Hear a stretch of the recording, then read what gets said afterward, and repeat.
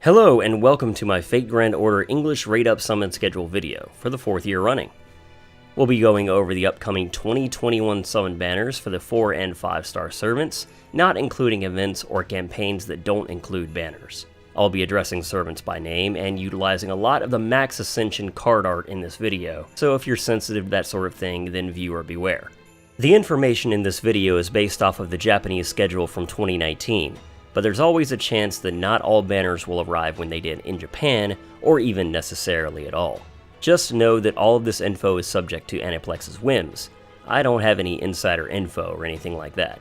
In hopes of this video being a straightforward resource that's as friendly to navigate as possible, I'll be breaking up the video into segments month by month, and further banner by banner in the description. There's a lot to cover, so without further delay, let's get into it.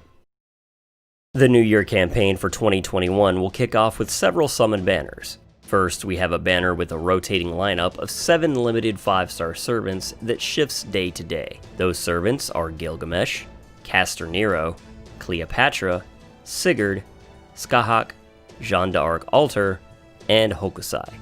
The next banner to discuss is the GSSR banner, wherein you can use 15 paid Saint Quartz to do a single 10 pull on this banner and get a guaranteed 5-star servant. The servants included in the GSSR banner are all limited servants, meaning that they are unrollable unless they are not specifically on rate up or are explicitly included in campaigns like this. The banner is not sorted by class, but instead is just one banner full of limited servants for you to try your luck. This next banner is actually attached to the New Year's event rather than the campaign, which includes a brand new limited 5-star saber. Mini Enma is the new saber, who will be sharing her banner on a rotation schedule with the 5-star caster, Tamamo no Mae. The 4-stars Fion and Tamamo Cat will also be on a rotating schedule. But wait, there's more! A second summon banner for the New Year's event will pop up roughly a week later, including a new 5-star assassin. Li Shuin steps up to take on the role, with 4-stars Saber Diarmid and Tomoe Gozen rotating alongside. Next up is the FGO The Stage Babylonia Campaign Summon banner. We probably won't get this banner at this time, if at all, in the English version since there's no accompanying stage play, but you never know. Here the 5-star Lancer Enkidu is on rate up, as well as the 4-star caster, Gilgamesh. Next is the Fate Stay Night Heaven's Feel Movie 2 Premiere Campaign Summon banner. Just like the last one, it's unlikely that we'll get this banner considering we've even had Commemoration campaigns for Heaven's Feel 3 by now, but for completion's sake, the rate-up servants were the 5-star Saber Arturia and the 4-stars Arturia Altar and Heracles. We then have the Winfes Commemoration campaign. While there is no coinciding event, the English version has a track record of sneaking these Winfest banners in somewhere, so here's hoping. On rate up is the limited 5-star rider, Ivan the Terrible, and the 4-star caster, Queen of Sheba. To finish January, we have the rerun of the Prisma Causeway event, and with that, a new summon banner including the limited 5-star caster, Ilya, as well as the brand new limited 4-star caster, Miyu Edefelt. They'll be rotating in some additional rate-up servants as well, including the 5-star rider, Mabe, and the 4-star casters, Nurshiraim, Helena, and Media Lily. Good news for anyone that wasn't playing the first time this event came around, you can also get the powerful freebie 4-star archer servant, Chloe, by completing the event. Moving into February, we've got the new Valentine's Day event, and we've got a huge roster of female servants on rate-up. First, we've got the new limited 5-star caster, Murasaki, on rate up. She's the only one with an exclusive rate up period, meaning that all other 5-stars on rate up share a rate up spot with Murasaki. Keep in mind that you're splitting your chances if you're rolling for any of these other 5-stars. Altera, Arturia, Mordred, Orion, Lancer Arturia, Bradamante, Drake, Mabe, Quetzalcoatl, Tamamo, Sanzang, Sherazade, Anastasia, Jack, Osakabe Hime, Nightingale, Sitonai, and Jeanne. Next up, we've got a rerun of last year's Valentine's Summon Banner headliner. That's right, the limited 5-star assassin, Semiramis, returns on rate up. We then have the rerun of the CCC-based event, Seraph, which has a couple of summon banners associated with it. First, we've got what is effectively a rerun banner, putting the powerful limited 5-star alter ego, Meltrilis, on rate up, along with 4 stars Passion Lip, Suzuka Gozen, and Emiya Alter. Then there's the second summon banner, which gives us a brand new limited 5-star alter ego to roll for. King Protea enters the game with this banner, which also puts 4 stars Gawain and Tristan up for grabs. Moving on to March, we've got the annual Chaldea Boys Collection campaign, which puts a bunch of servants on rotation rate up with 1 constant rate up. The limited 5-star archer, Moriarty, is the poster boy rate up servant on constant rate up, with the variable rotating 5 stars including Achilles, Vlad, Tesla, Enkidu, Li Shuin, Arjuna, Ku Alter, Waver, Zhang Yu, Ozymandias, Karna, and Napoleon. The 4 stars Lanling and Yang King will also be on rate up. Keep in mind that rolling for any of these rotating servants means splitting your rate up chances. Next, we have the Tokugawa Kaiten Meikyu event, which has 2 summon banners associated with it. The second one may slide into April since it appears a week after the start of the event, but I'll be including it here for simplicity. The first banner includes the brand new limited Assassin 5-star, Kama, alongside the 4-star Lancer, Parvati, on rate up. The second banner includes the limited 5-star alter ego, Kiara, and caster, Sharzadi, on rotation rate up, with the 4-star Yagyu tagging along too. Sliding into April, first we've got the 16 million downloads campaign, whatever its equivalent will be in NA. The summon banner puts a single servant on rate up, one we haven't seen in quite some time. It's our favorite Fate Sith Lord, the limited 5-star Berserker, MHX Alter. We then have the rerun event, Guda Guda Teito Seihai Kitan. In the associated summon banner, we've got the limited 5-star alter ego, Okita Alter, returning this year. She'll be consistently on rate up, with the limited 5-star Berserker Hijikata rotating in and out, sharing rate up with her. The 4-star Archer, Emiya, and Lancer Li Shuin will also be on rate up. It's also worth mentioning that the limited 3-star Assassin, Izo, will be rotating on rate up too. Also, if you didn't grab him the first time around, you can acquire the Welfare Rider, Ryoma, by completing the event.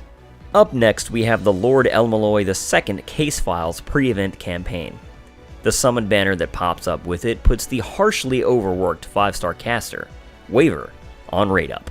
We then come upon the Elmalloy Case Files event proper, entitled Lady Rhaenys' Case Files. The summon banner introduces the new limited 5-star rider, Rhaenys, on rate up. It also marks the debut of the 4-star ruler, Estrella, on rate up, who shares a rotation with the 4-star Emiya Assassin. But even if you don't have the court stirl on the banner, you can get Grey, the new welfare assassin class servant, by completing the event. Now in May, we kick things off with another class-based summon campaign.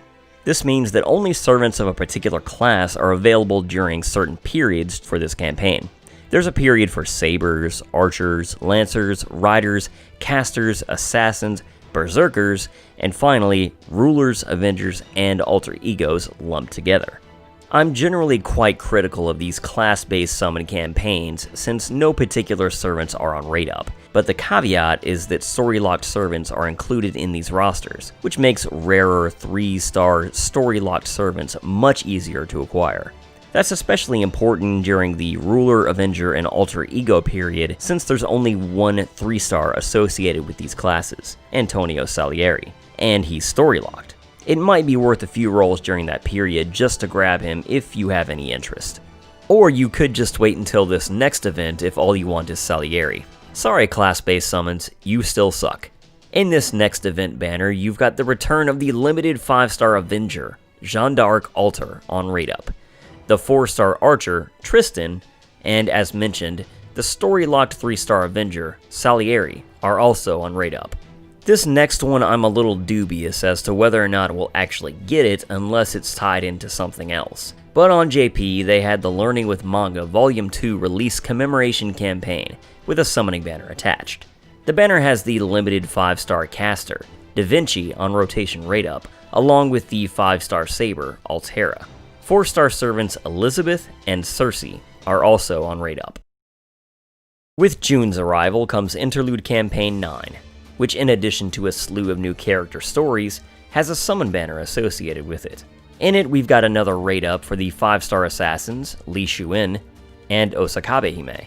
They'll be on a healthy rotation rate up, unlike the 4 stars on constant rate up, Emiya Alter and Wu Zetian. Next up, we have the Lost Belt 4 pre-release campaign, complete with a new summon banner. In it, we've got the 5-star archer Arjuna on rate up, along with the 4-star saber Rama.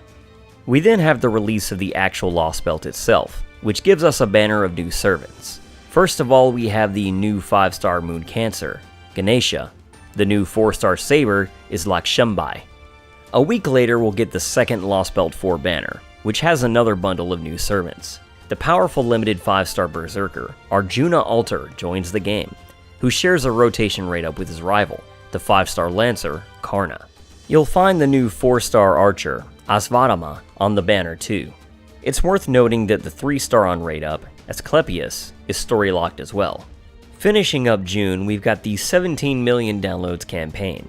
In the banner Nero Bride, the limited 5-star saber makes a return. Original 4-star Nero is on rate up as well. July kicks off with a bang as we get this year's Guda Guda event, Guda Guda Final Hinoji. We'll get another great welfare servant from this event, the 4-star lancer Nagao Kagetora. As far as the gacha is concerned, we've got a new limited 5-star Avenger blazing a trail of flames onto the battlefield, Demon King Nobunaga. Her 4-star summer variant, Berserker Nobunaga, will also be on rate up. It's worth mentioning that there is a new limited 3-star Berserker, Mori Nagayoshi, who is also up for grabs here. July this year is a month of quality, not quantity, because the only other event is the rerun of last year's summer event. First of all, if you didn't grab the freebie Berserker Jeanne d'Arc Alter Servant for completing the event last year, you can do so this year. Where the summon banners are concerned, we've got all 3 banners from last year returning this year.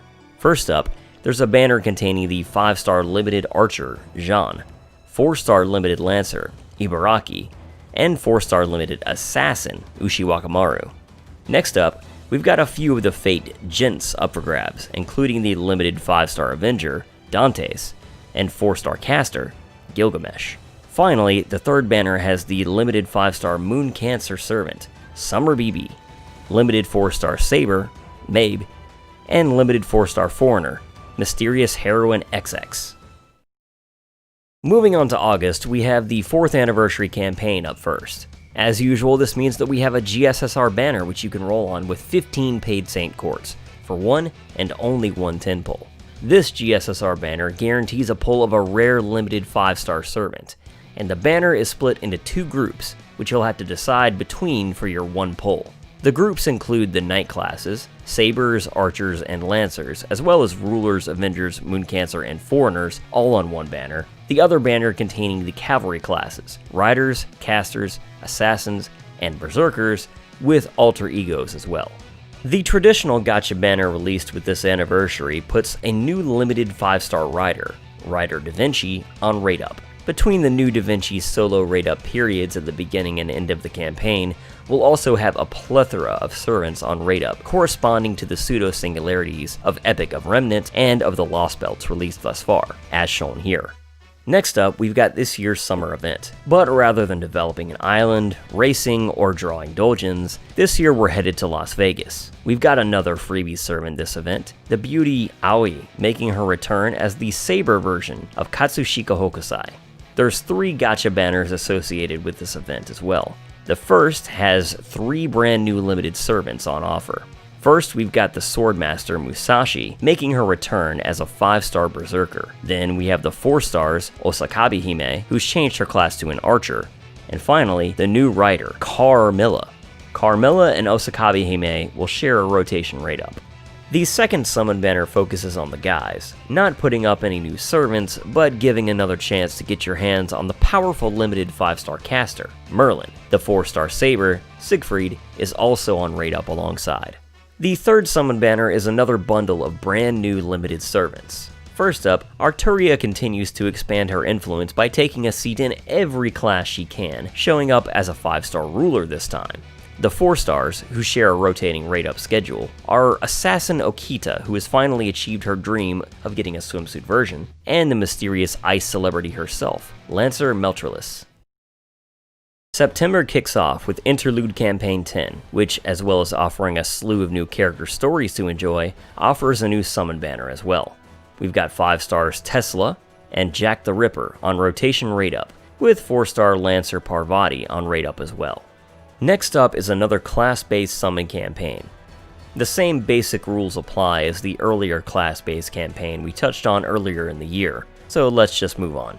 We then have this year's Battle in New York event. The summon banner for this event has the powerful limited 5-star archer, Gilgamesh, on rate-up, alongside the story-locked Avenger-class servant, Gorgon. To finish off September, there's another Kiyomath campaign, and an associated summon banner. The banner has the limited 5-star Berserker, Kentoki, on rate-up, alongside with the limited 5-star caster, Murasaki.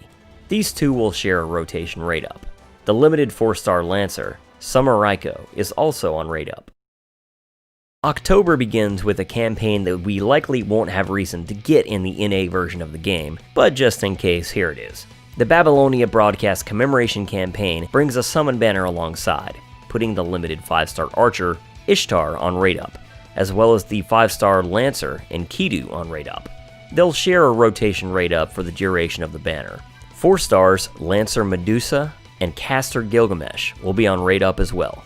Next up is the rerun for last year's Halloween event, which will give you the opportunity to grab the freebie 4-star Caster Shuten if you didn't get her last year.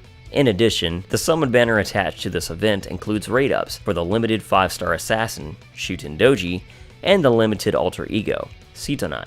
The 4 stars, the limited Lancer Ibaraki, as well as traditional Berserker Ibaraki, are also on rate-up, with all servants being on a rotation schedule throughout. Following up, we have a pre-release campaign for the upcoming Saber Wars 2 event. The summon banner included with this campaign puts the limited Mysterious Heroine X on rate-up. So, rather than a Halloween event this year, we've got the Saber Wars 2 event. The event's main summon banner includes a new limited 5-star Avenger, Space Ishtar, who is the poster girl on rate-up. The new 4-star accompanying her is the limited Archer-class servant, Calamity Jane. There is a second summon banner that will arrive about a week into the event, and this one puts the limited 5-star Berserker, Mysterious Heroine X Alter, on rate-up. The 4-star Saber, Yagyu, will be on rate-up as well. November begins with the 18 million downloads campaign, which puts the limited quick-looping Master Caster, Scotty, on rate-up. Up next is a campaign that we probably won't get unless it's linked to something else, but it's got a summon banner attached, so here we go. The Fate prototype Fragments of the Sky Silver Drama CD Commemoration campaign summon banner includes rate-ups for the 5-star limited Saber, Arthur Pendragon, as well as the 5-star Rider, Ozymandias. To cap off November, we have the new Christmas event, Nightingale Christmas Carol. This event awards a freebie 4-star archer for completing the event, Santa Nightingale. The Christmas event summon banner includes a brand new limited 5-star Saber up for grabs, Saber Astolfo. Also on rate-up is the 5-star Nurse, Nightingale. The 4 stars up for grabs in this banner's rate-up include the Caster Nursery Rhyme and Archer Asvadaman.